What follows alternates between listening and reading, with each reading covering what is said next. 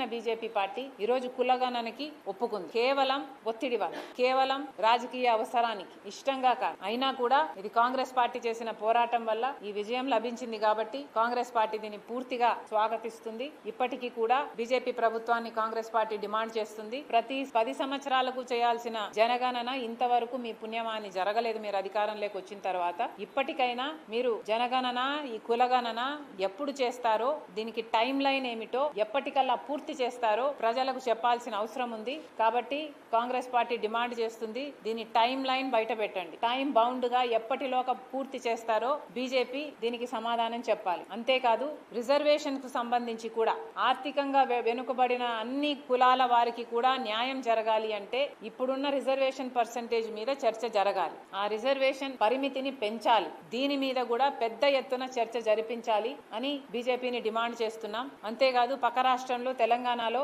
కులగణన చేసినప్పుడు వాళ్ళు ఎంతో రీసెర్చ్ చేసి కొన్ని వందల క్వశ్చన్స్ ఫార్మాట్ గా తయారు చేసి అద్భుతంగా చేశారు. అదే ఫార్మాట్ ని ఫాలో అవ్వాలని కోరుతున్నాము. ఒకవేళ లేదు, మీరు కాము అనుకుంటే మీ ఫార్మాట్ ఏమిటో కూడా ప్రజలకు చెప్పండి.